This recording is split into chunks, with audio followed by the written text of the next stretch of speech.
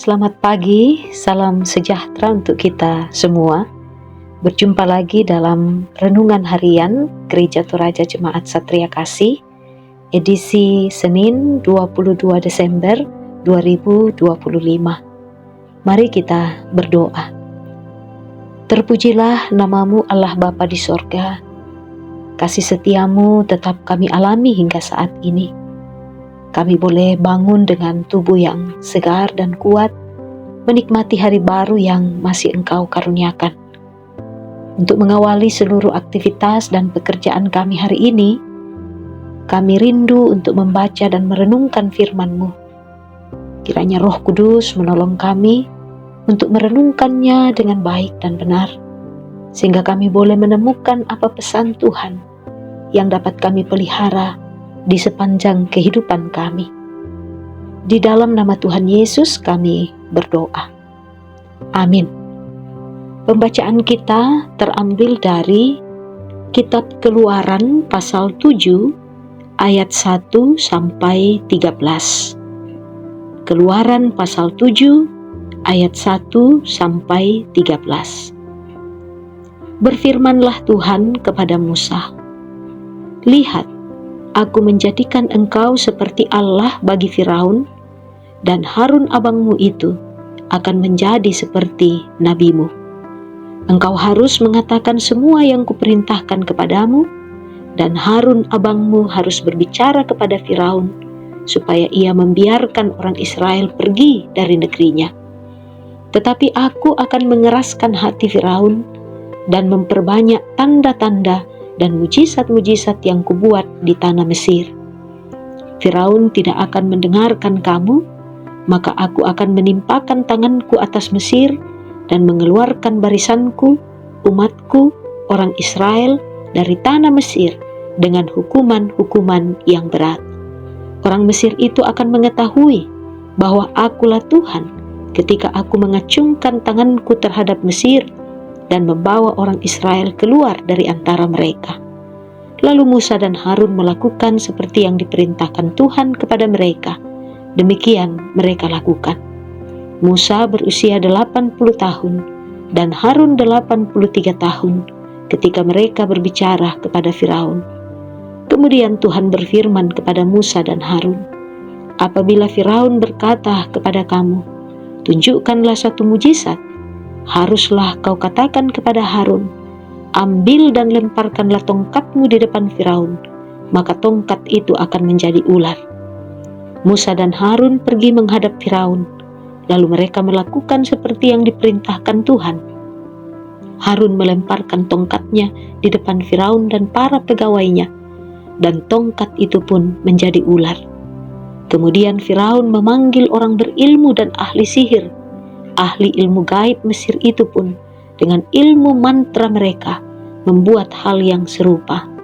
Masing-masing mereka melemparkan tongkatnya, dan tongkat-tongkat itu menjadi ular.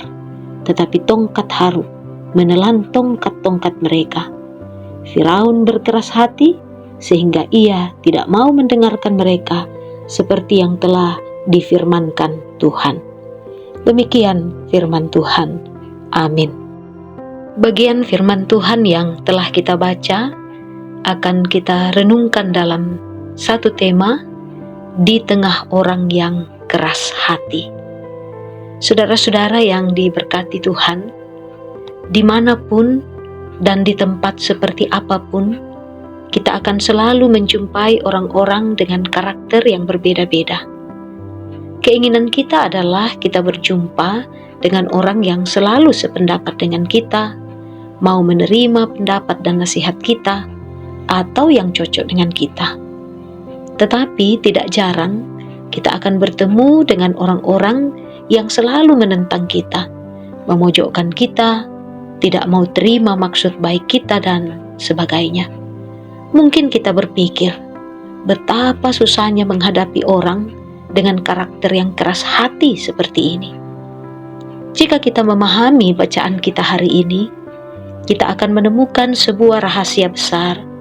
Mengapa Allah mengizinkan kita sering bertemu dengan orang yang keras hati? Pada waktu Allah mengutus Musa untuk membebaskan orang Israel dari Mesir, maka Allah menyuruh Musa untuk bertemu dan berbicara kepada Firaun. Tetapi di ayat 3, Tuhan berkata bahwa Ia akan mengeraskan hati Firaun. Mungkin secara sepintas kita pasti berpikir, mengapa Allah berbuat demikian? Mengapa Musa harus menghadapi banyak hambatan, yaitu bertemu dengan orang yang keras hati seperti Firaun? Mengapa Allah tidak menjadikan segala sesuatu menjadi mudah bagi penyelamatan Israel? Allah punya maksud dan rencana di balik segala sesuatu yang Ia izinkan terjadi dalam hidup kita. Jika Ia mengizinkan Musa menghadapi orang yang keras hati, Ia punya maksud bahwa Allah akan menyatakan perbuatan-perbuatannya yang besar. Allah ingin memakai Musa menjadi alat untuk menyatakan kuasanya di tengah-tengah orang yang keras hati seperti Firaun. Dan kedua, Allah hendak menguji dan membentuk karakter Musa dan seluruh umat Israel agar bergantung sepenuhnya kepada Allah dan tidak bersandar pada kekuatan sendiri. Mungkin Allah juga mengizinkan hal yang sama terjadi dalam hidup kita. Kita hidup di tengah-tengah orang yang keras hati, tidak sepaham, bahkan membenci kita. Firman Tuhan melalui Amsal 27 ayat 17 berkata, besi menajamkan besi, orang menajamkan sesamanya. Allah menempatkan kita di tengah orang-orang yang keras hati untuk membentuk karakter kita, agar kita memiliki kerendahan hati dan bergantung sepenuhnya kepadanya. Ia juga hendak memakai kita untuk menjadi alat yang memuliakan namanya. Amin firman Tuhan. Mari kita berdoa. Terima kasih Bapa untuk kebenaran firman-Mu yang hari ini telah kami baca dan renungkan. Kiranya Roh Kudus menolong kami untuk memegang teguh firman-Mu itu, sehingga kami boleh hidup sesuai dengan kehendak-Mu. Kami selalu rindu untuk mendoakan orang-orang yang bergumul dan berjuang menghadapi tantangan dalam kehidupan. Mereka yang sedang sakit, mereka yang berduka, mereka yang mengalami persoalan dalam rumah tangga, dalam usaha dan pekerjaan, bahkan dalam relasi dengan orang lain. Lawatlah mereka ya Bapa dengan kasih setia-Mu, sehingga mereka tetap kuat di dalam menjalani kehidupan ini. Pimpinlah kami sepanjang hari ini ya Bapa, dalam melakukan setiap tugas, peran dan tanggung jawab kami. Kami memohon kiranya Engkau berkenan memberkati anak cucu kami dalam pendidikannya, juga dalam perjuangan mencari pekerjaan. Berkatilah para orang tua kami dalam menikmati masa tua dan masa pensiun.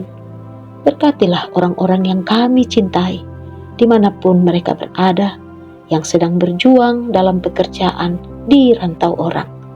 Kiranya damai sejahtera-Mu yang melampaui segala akal itu senantiasa menyertai kami.